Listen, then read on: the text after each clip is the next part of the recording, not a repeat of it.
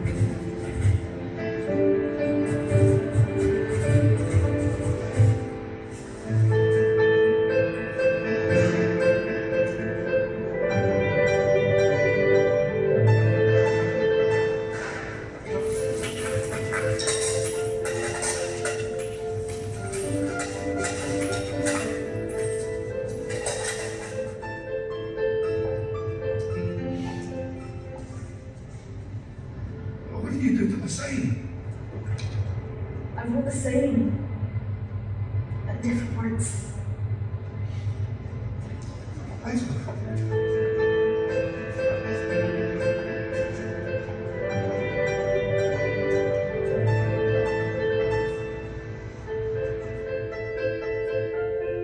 So Stanford did a study and they said this. They said your ability to close deals is 12.5% product knowledge and 87.5% your ability to communicate.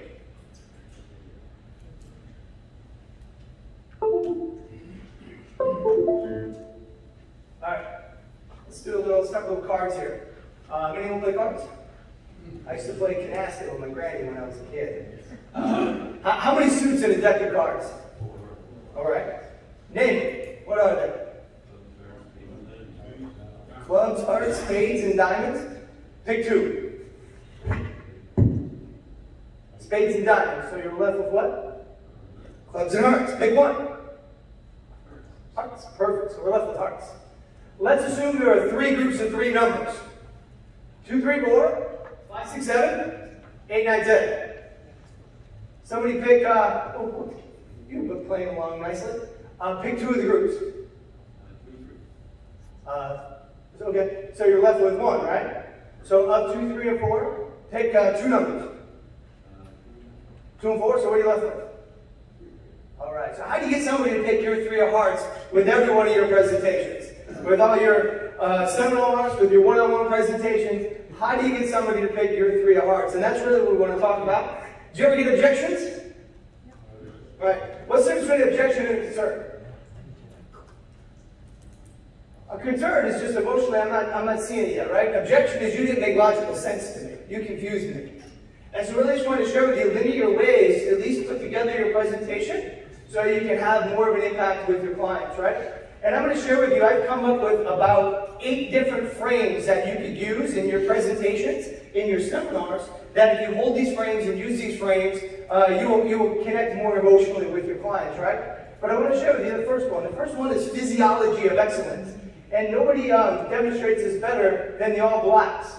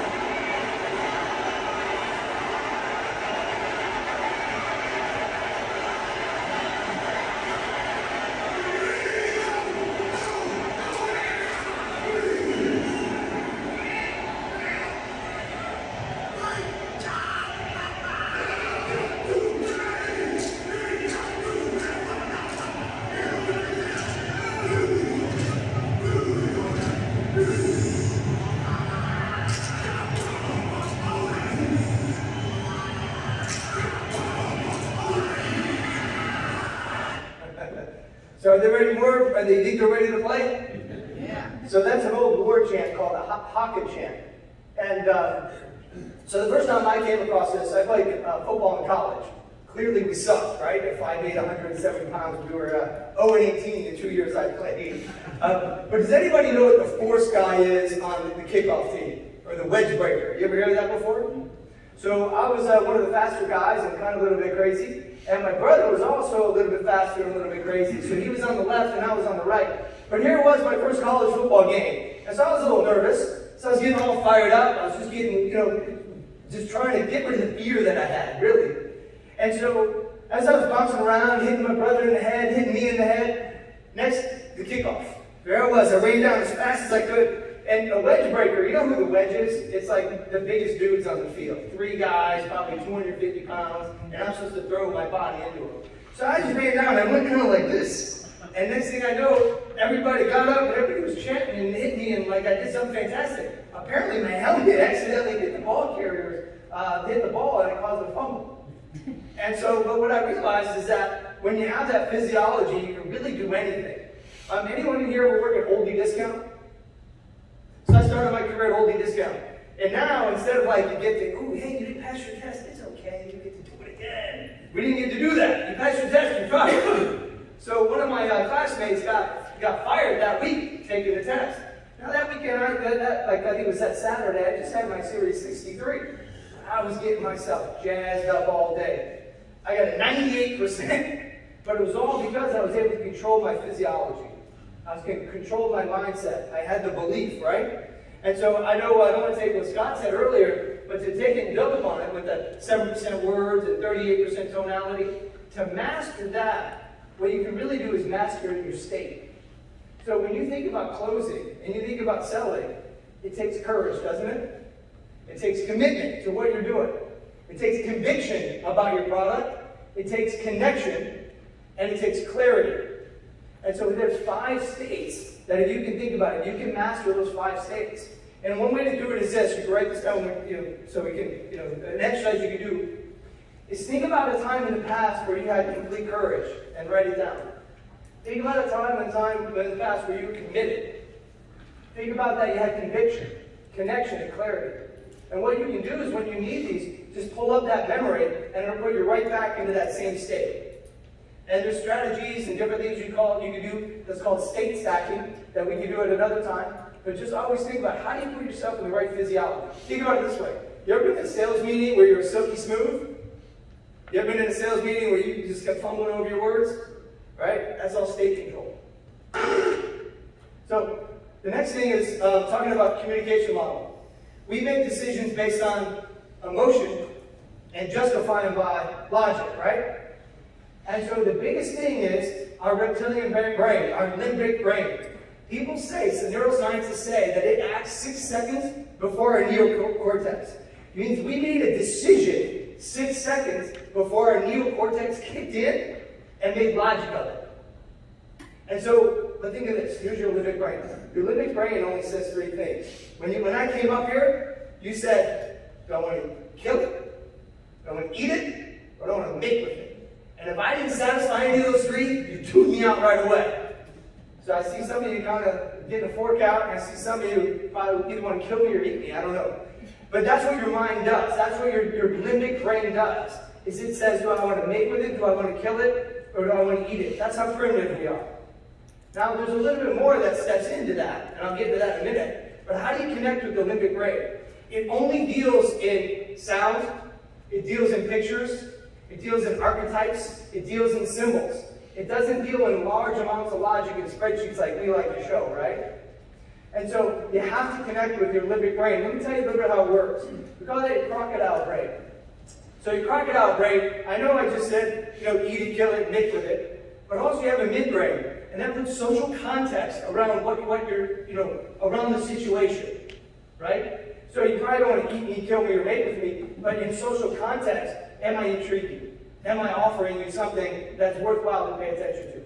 And then your neocortex kicks in and provides logic to the situation, right? So let me share with you an example. I live in the West Loop of Chicago, and my house is actually just on the edge of the West Loop, so it's just a couple blocks off of like the ghetto, quite honestly. And my street's nice. That's how it is in the city. Your street's nice, and 2 blocks down, it's not nice. And so when I was pulling into the alley one night, a car followed me. And I looked behind, it wasn't my neighbor's car. It was somebody else's car. It was an old car, it was a beat up car. So I said, all right, what am I going to do? So, but right away, my limbic brain kicked in, right? Car. Social context. Is it one of my neighbors, or is this out of place? Then what I did is I just went around the alley and pulled out the other side, because I wasn't about to pull in my garage and have to pull my gun out. No, I didn't have a gun at the time. But I just went around the block. They followed me for another block, and then they left.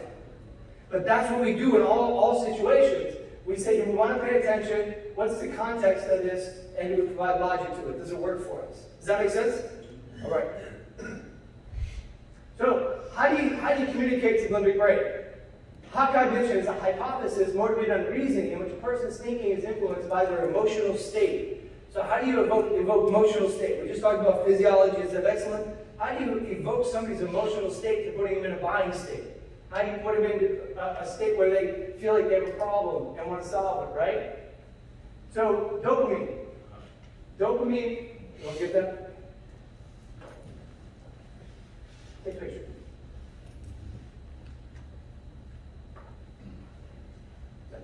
So dopamine is a neurotransmitter that helps control the brain's reward and pleasure center. Dopamine also helps regulate movement and emotional responses and enables us not only to see rewards, but take action and move towards them. So what dopamine is the fear of missing out on something. What's your goals? What do you want? Your retirement, right? So how do I move towards what I want? But then on the other side, how do you create attention? So how do you create attention? Is by creating some tension. So you have dopamine, what are they missing out on? But then people also have fear of loss. Norepinephrine. The general function of norepinephrine is to mobilize the brain and body for action. Norepinephrine is lowest during sleep, rises during wakefulness, and reaches much higher levels during situations of stress or danger. And this is also called the flight or fight response. So in your presentation, in your communication, how do you communicate with things that somebody's missing out on? And how do you play out what the fear that they could lose? There's a Nobel Prize winner, Daniel Kahneman, and he said this: we're 2.5 times more fearful of what we're going to lose than what we're going to miss out on. And so how do you kind of communicate and put that together for you, right? So I developed a communication model around this, and my wife might take credit for this, but it was about 12 years ago we put this together. We were training on some salespeople and how to communicate. And so ultimately what it is, at the top you have the abstract. At the bottom, you have the specifics of whatever you're communicating. At the top, you have the big picture. At the bottom, you have the details. At the top, you have the problems and goals of the client or the person you're communicating with. And at the bottom, you have the product.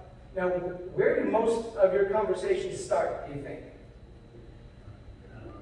A little bit too much at the bottom, right? We all have that problem. And so ultimately, how do you get rid of the product and details and frame up everything around the goals and the problems of the client? Goals, dopamine. Problems, norepinephrine, right? And so I liken it to this. It's the difference between the forest and the trees. Have you ever been down among the trees with a client? Oh, no, you should do this. No, you should do this, right? Like I had a guy coming out selling $500,000 annuity a few years ago, and it's like, hey, man, I don't like annuities. Me neither. But what I do like is for you to retire in 6 years. Let me show you how this Sony product can help you retire in 6 years, right? But what I was tempted to do, and I'm not going to lie, is I was going to go sell the annuity a little harder. Wait, what do you mean? Fees? There's no fees, only 1%, you're lying, right? We get into that conversation where really, how do we stay among the goals and the problems? And think about it. If you're down among the trees, it's hard to get out. If you're among the forest, you can see to navigate. So if you're ever lost in the forest, you're with me or my wife, just ask my wife which way, go the opposite way, you'll be out every time. Don't tell that show.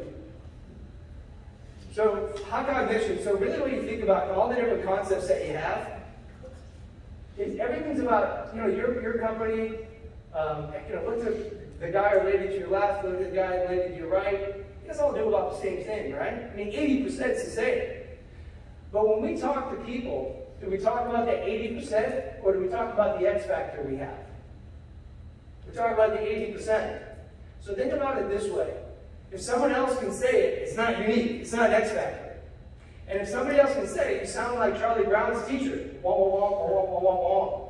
What you want to do is hit him with the X factor and you want to Scooby-Doo them, so they go, "Whoa," and they pay attention. So how do you hit the X factor of what you're communicating around? And it's the same thing. What you do is not a financial advisor. What you do is you help people solve problems for retirement and help them shave 5 years or more off their retirement and eliminate market risk and tax risk, right? I mean, that's sometimes you come up with a better one, but you're not a financial advisor, right? You're a problem solver. What problems you solve and how do you help somebody? Here's kind of a great quick commercial that I just always like. That kind of frames it up in really a hot cognition way, and I'll explain to you afterwards a little more. Why are you here? You're here because you're looking for something. And no matter what that something is, I've got it right here inside you. And I'm going to show you how to put it inside you. I'm talking about peanut powder. I'm talking about 7 grams of protein and 6 essential nutrients. I'm not trying to sell you anything, except for a better everything. Peanut powder is about having the nourishment to help you be the person you want to be. Not today, but tomorrow. I'm going to show you how to harness the power of the peanut to make tomorrow into today. Because today is what is, and tomorrow is what could be. Tomorrow's promise can be today's achievement if you've got the nuts to make it happen. And those nuts are peanuts, and those peanuts are powerful, and that power is real. So reach out and grab a handful of tomorrow, pop it in your mouth, and make today tomorrow. Did that just blow your mind? So the reason I like that commercial is he obviously gets down to the details a little bit, protein, hits him, but then he goes right back up to the problems and goals. I mean, if you think about that, before that video, nobody ever thought of peanuts as kind of a healthy snack or snack you're getting protein from, but they framed it up in a completely different way by hitting your emotions, making you laugh, and then sliding it in, right? So, what I really want to show you is, in observing selling, so in the last 20 years, I've sold life insurance. I worked for Allstate, I worked for AXA, I worked for Ameriprise up until 2010. In 2010, I went out on my own, did sales and marketing coaching for farmers agents and state farm agents. Realized they were cross-selling their books, so I said, hey, I could probably sell better than what you guys are paying, so just give me, I'll just go sell some annuities and life insurance. So I started kind of doing that. And then I partnered in a company called Sequoia System International, where I built an on-demand coaching platform, and I trained pretty much every wholesaler from life insurance to money management in the country. And I have a retail practice where I do advanced tax planning for business owners. I don't do the sales training, but just kind of, just the experience in seeing people. So I estimate that I have about 13,000 meetings with financial advisors, and then right now I run probably about, I don't know, Josh, we're running about 15 demos a week or so. So if you multiply that by a week, I'm running a lot of meetings with a lot of agents, a lot of advisors. And so what I want to do is show you strategies I came up with, because when I first started selling again, I kind of sucked. I sucked. I give people an underwriting, my consistency was bad, I wasn't following up quick enough, I didn't have a system, I didn't have the process. So I'm going to give you 10 ways that help me close better, and 10 ways that I see other advisors that I have and help them close better. The first one is, stick to the script. If you're doing premium finance, stick to our premium finance landing page. Not just once, every time you meet with a client. When you meet with a client, say the second, third, fourth, fifth time, do they have questions? Do you try to answer those questions? Do you ever wish, man, I wish I just had the landing page up where I could go right to that returns calculator. I could go right to the tax clock like they pulled up this morning. So I just encourage you that something I see people don't do is don't answer people's questions unless you have a set meeting with a set presentation and you can stick to the script and stick to the communication model. All right? Because then you can lead them. Exactly. Number one, I see way too many people jump right into a pitch. Everybody's the same that. You come help me sell with one of my clients? Sure. And then they just start talking. I'm like, dude, shut up. Man, just give the lady a minute to talk, right? So just simply train yourself this one concept. Hey, Mr. Smythe, thanks for coming in. Do you have any questions before we start? That one thing will slow you down. Because how many times have you been halfway through and realized they were asking that they had this question on their mind that if you would have had it in the beginning, it probably would have went a lot smoother. And if you don't get all their questions out up front, what are they thinking about the whole time? You, your presentation, or their questions? They're thinking about their questions. So get them out. here's some questions. If you want some simple questions to ask some people, Mr. and Mrs. Klein, what are your 3 biggest goals that you're trying to achieve? Mr. and Mrs. Klein, what are your 3 biggest problems that are on your mind? And have you ever heard of the Dan Sullivan question? Yep. Or 1 year, whatever. So, do it your way. 3 years from now, if you're looking back to today, what would need to happen for you to feel 100% happy and successful? If you want to do 3 years, do a year from now. 3 years is kind of far for people. But I'm not, that's. So it's 1 year from now. If we're looking back today, what needs to happen for you to feel 100% successful and happy? Don't bring up objectionable material. See, don't you ever get questions that you know that you caused, and a concern or objection that you caused? I see people do this all the time. I'll give you one example. One example is us helping a property casualty agent sell. And what he did is he put up the deal, right, or whatever, and it had all these things that come along with the price. But the client was saying, well, what if I don't want that? I want to eliminate that. I want my price to be lower. Why do you have the same price as Allstate? Can't you eliminate? Allstate didn't have that, so you're charging me for that. And he couldn't overcome those questions.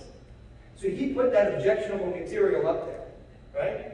So I told him, hey, you can probably eliminate that if you just put a good, better, and best up there. Here's your good, better, and best prices, and just explain the 2 or 3 differences between the 3, and you would eliminate all those questions from that rating. So don't bring up objectionable material. One way to know if to bring up objectionable material, you have to be self-aware. If somebody's asking you a question, you have to say, did I cause that question or not? Did I cause that concern? Did I cause that objection because of something you said? You know? Paralysis by analysis. So I'm going to share with you what I think. Now, I get it. What I'm going to share with you in a minute, and I'll explain a little bit, nothing's linear in sales or in life. So I'm going to share with you a linear process, but I'll explain, obviously, it's not ultimately linear. But what I'm saying here is paralysis by analysis is instead of keep rerunning illustrations, this out of pocket, that out of pocket, get them committed. Get them committed to the concept. You're going to have 60 days to get the numbers right. So sell the concept before you're just selling the numbers. I see, guys, some people have 50 different illustrations. And I get it. 50 different illustrations for one client. If you're showing them to those clients, you have a confused client. There's no way, no matter how smart they are, they're going back to their business. So avoid paralysis by analysis. Know your outcome. So I see this all the time. This kind of piggybacks on some other ones. When you have a meeting, are all your meetings necessarily to close and get paid that day? No. But what's your goal? So if you have your first meeting, what's your goal? Get the second meeting. And what's the second meeting? Get the third meeting, right? But know your outcome. Too often I see people say, oh yeah, great, it's done. Yeah, we'll call you some other time. We'll follow up. Which kind of leads me to the next one. You have to schedule the next appointment 100% of the time. Not just once, not just twice, 100% of the time. There is no reason for you not to be able to schedule the next appointment. If you want, we can role play this. You give me every objection, and I'll show you how to get around it. But you have to have at least 5 ways to get around objections, to get around no's. Right? But 100% of the time, get them booked on that next meeting. They're never too busy, and there's never not another way to ask them. Do you want to, we can roll. What's your name? Mark. All right. Now remember though, also, if you have them in the state of the situation, it might be a little bit different than this role play. But Mark, go ahead. Hey Mark, man, this is great. Really appreciate it. I'm going to shave 5 years off your retirement. Let's set you down this next Wednesday, same time work for you? Well, I'm not 100% sure. I may have to have support that day. Yeah. I need to check my schedule, so we'll have to get that. Yeah, I completely understand. So Wednesday seems kind of cloudy for you. Let's just put it down for Thursday then. I have Thursday at 10 a.m. Does that work? I am a busy guy. And I have to check the calendar. Yeah, I completely understand, Mark. Well, what I'm going to do is this. I'm going to send this out to you. Let's pencil it in for 10 on Thursday, all right? Is that all right? We'll pencil it in. I'll send it to you. If something changes, you let me know, okay? Does that sound good? And Mark, I know you're a busy guy. I want you to know that shaving 5 years of your retirement, I'm going to help you retire so you can be less busy. Is that cool? We can lock that down, can't we, man? All right. What I'm saying is just always a different way to spin it. Tell a joke, tell another story, change it. Here's what a lot of people tell me. Yeah, Matt, send me something. All right, I will. Your email, let me confirm. I have the phone now, you can confirm it. You just type it in. Is it m.linklater@ufc.bz? Great, I'm going to send you an awesome 2-minute video. I'm going to send it to you. You're going to learn all about premium financing. But hey man, I know you're a busy guy. 20 minutes, I'm going to show you all of this. I'm going to show you how to make 100 grand in one transaction. That's worth 20 minutes, right? Thursday, so it's 10 a.m. So just answer his question, but then just reclose it. Anyways, practice that. I see way too many people not do this. And how many times have you said, yeah, I'll follow up with you next Wednesday, right? And then what happens? Five follow-up phone calls to try to get back on? 10 maybe? So make sure you're getting scheduled 100% of the time. And if you want more role play or more ideas, we're more than happy to put that together. When you're in premium financing or selling any life insurance, you have to meet with the client at least every 2 weeks in the underwriting process. And I'll show you how to do it in premium financing, how to make sure you meet with the client every 2 weeks, what you're going to do in each one of those meetings, so you're staying in contact with the clients. Number 8, future pace your prospect's experience. So a lot of times what I was noticing when I was doing a lot of presentations here is the reason what I was noticing is not that the clients weren't hesitant, but what I noticed is there was just some resistance because they didn't know what was next. Premium finance was great, but they didn't know what was happening next. Oh, it's life insurance. Ah, man, that seems complicated. It's a loan. That seems complicated. It's somebody's at your seminar. Oh, well, come in and meet with me. Well, what's going to happen? Right? This guy's going to start late trying to sell me something. You know what? They're just trying to put me in an annuity. They're just trying to put me on life insurance. People want to know what's going to happen. They want to feel comfortable. You know, you guys are a little bit. You guys can handle a little more uncomfortableness than the average person, but clients can't handle what's going to happen, what the unknown, right? So future pace, what's going to happen, and I'll show you how to do that on premium finance. Overcome no at least 5 times. You have to overcome no at least 5 times. I have a whole objection handling course I'm more than happy to give to you. Just email me. It's called the wheelbarrow method. I think I have audios with it and a manual with it. But the easiest thing is this. Just because you just told me no, it's an automatic reaction, right? My kids, they want ice cream. No. You said, give me 20 push-ups, you have it, right? But our immediate reaction is always no. So here's the thing. It's not that they necessarily mean it. It's their condition. So change the subject and then come back to it. My brother used to work for me and we used to set goals. The first time we set goals, he's a tough guy. He's a college baseball coach. I don't have goals, man. I just show up every day. That's what he used to say. I don't need to have goals. And I said, all right, well, and he's trying to get me. I said, all right, man, just forget about it, you know. Really, just forget about it? Yeah, dude, just forget about it. Talk about something else. Started talking about something else, told a couple stories, came back, he started setting goals. He's like, I see what you just did to me. So just change the subject and come back to it, even if it's for a quick second. Time kills deals. You have to have urgency. You have to have urgency. Stay in contact with clients. You have to pick up the phone. You have to meet with them. Time kills deals. So how do you condense that time frame? And so, you know, being here and selling premium finance, you know, starting just a year ago, I was like, man, I gotta need some money. I gotta figure out how to close these deals faster. And so we had this, but for me, I said, well, how do I come up with a timeline? And so I said, well, if I have a goal to close it, even if I miss that goal, it's going to be shorter than most insurers. Some of my insurance deals will close in 30, 45 days. Some of my insurance deals took 260 days for a 1035 last year. So I get it, you know, things happen. But with premium finance, I came up with just a timeline so I could help advisors say, how do we get this done, right? So we came up with this. I'll never hand you out. So let's start at step 3. Step 3 is you got to get them medically qualified. We'll go through that. Step 4 is you have to get them financially qualified. Step 5, you need terms and collateral.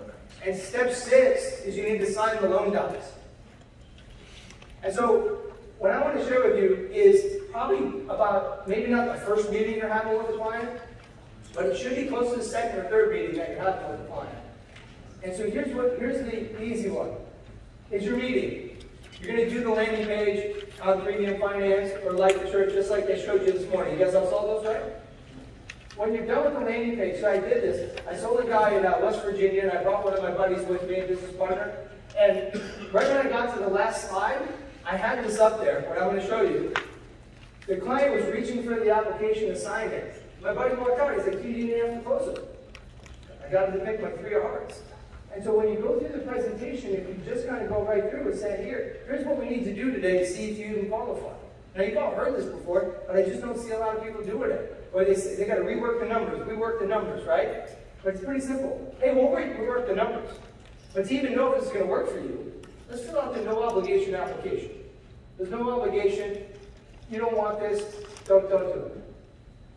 We also need to schedule a paragraph. 45 minutes, somebody's going to come out, sit down with you, prick your finger, pee in a cup, quarterly EKG, out the door, you're done. And then we got to meet in 2 weeks. Sound fair? No decision we made today, no commitment. Let's just see, no obligation application. Let's schedule a paragraph, let's meet again in 2 weeks. You know why we're meeting again in 2 weeks? So I tell my clients. You're going to be like, why the hell am I buying insurance? Nobody wants to buy insurance. You're going to forget all the awesome stuff I told you today. And so when a paragraph's coming out, I want to meet with you kind of the next day or two. Let's review all the merits of this plan. 100% they say yes. So before your second meeting, what I encourage you to do this. Send him an email and say, hey, Mr. and Mrs. Client, to qualify for the financials, can you send me your P&L trailing 12 and balance sheet, your bank, your IRA, your 401k, or brokerage statements, your 2 years tax returns, and your driver's license, which you're already going to have, because you filled out the application. Then when they come in for that second meeting, review the landing page presentation, review the merits of the plan again. Hey, Mr. Stein, if you have any questions, here's your close. No obligation financial application. We just want to see if you qualify. Let's take all the financial docs they gave you, have them sign it, fill out the application, the personal financial statement, schedule the PHI, the phone interview with the insurance company that you have to have. And Mr. Stein, we'll meet with you again in 2 weeks. Just real quick, half hour. Is that good? Make sense? And then the third meeting, when you come in, review the landing page, review the presentation, review the merits of the plan, and talk to them. Hey, let's review your irrevocable life insurance trust. Do you have SLAP provision? Do you want to use an LLC? Just move forward. Just open the conversation. Let's meet again in 2 weeks. I don't have that up there. Sorry, I apologize. Let's meet again in 2 weeks. We're going to review the landing page. Hopefully then, we're 6 weeks in. We should have a medical offer. I'm going to share with you something to get on the front end too. A medical offer, and be close to that term sheet from the bank. The other thing you want to do right up front, I should have said this in the first meeting, but I want to say because I think it's really important.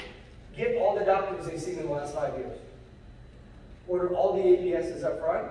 And if there's certain things that's going to happen, and unfortunately for women, just make sure you do this as well. If they go to a gynecologist, they're going to ask them to do a mammogram. So make sure you go get the mammogram if they're over 40, right? Guys, we just don't get all those crazy things. But make sure you get all the doctors they've seen in the last 5 years and order all those APSs up front. So now, great. Let's sign the term sheet. Let's meet again in 2 weeks. Now we got the policy and the loan docs. So 5 meetings in 8 weeks. Make sense? So just something I thought about, just have a linear process. And one of the reasons I thought about this is I partnered with a CPA about 7, 8 years ago, and I got about 30 meetings. I had 10 apps, and I only closed like 3 of them. I'm like, how did I suck so bad on this one? And because I just wasn't staying in touch. I just wasn't meeting with them enough. What do you think about using certain software, like CRM, certain matrix visits, where you're doing the subject, you're doing the policy, there's so much slow down.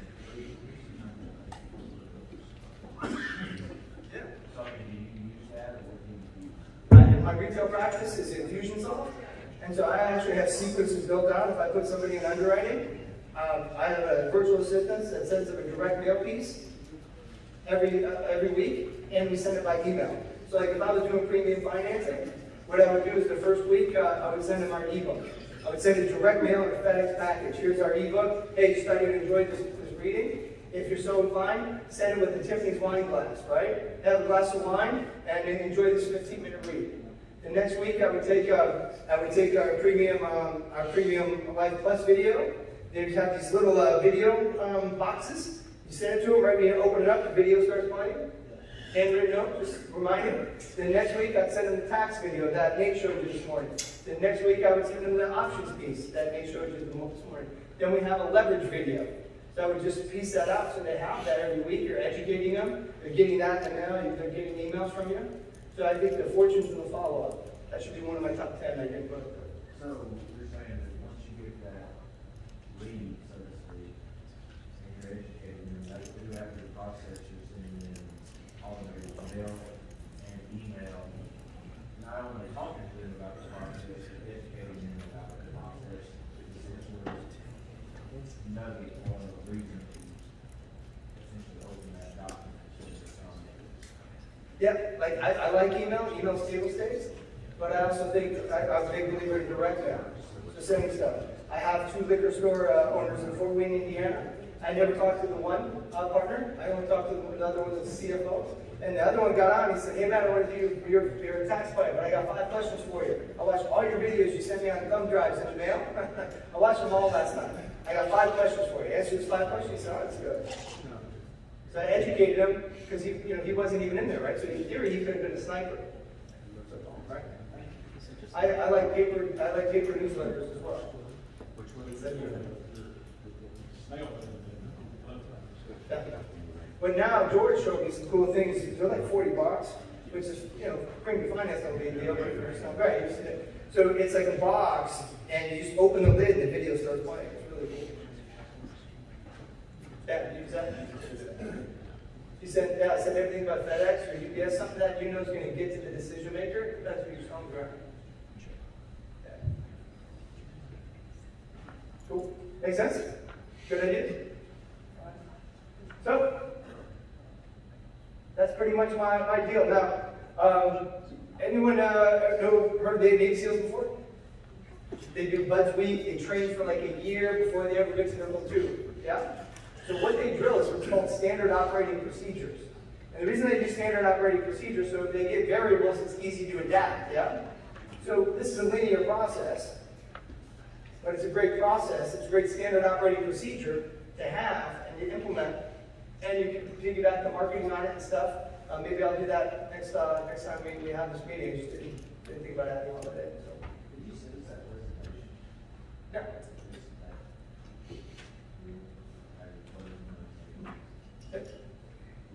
And typically, I have a couple now that started in December 1st. And I thought for sure we'd get it done by March 1st, but they'll leak into March. So what? I got it done in 65 days, or maybe even 70 days. Who cares, right? So. Cool. So, all right. Good day. Good day. All right. All right. I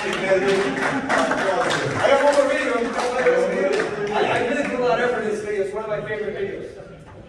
Always talk about Me? Yeah. Yeah. I got a 4-year-old just like me. And I got a wife just like me. So, I just got to ask. yeah. Remember, as we get older, we get in here as well. So most of your phrases just go right by. I'm sorry. I recorded it.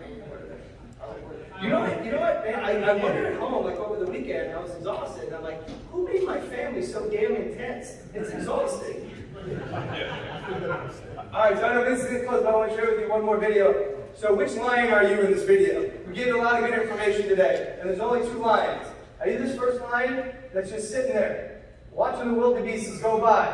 No, this opportunity's going by. This opportunity's going by. I'm not doing marketing. I got it. I'm not doing it. I got it. This one. It's too hard. No, Yeah, this is too hard. This is That's like spoke Dave. too fast. I'm just kidding. It's like Davey. This one. No, this one. No, that's Oh, this guy. Yeah. I got this one. I got it. All right. Seize the opportunities, guys. We're going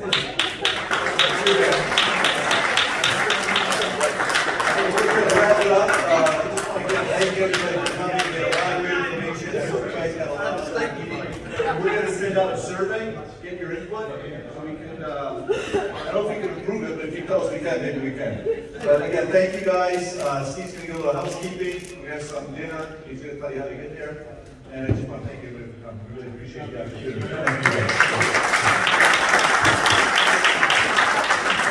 you. right across the street. So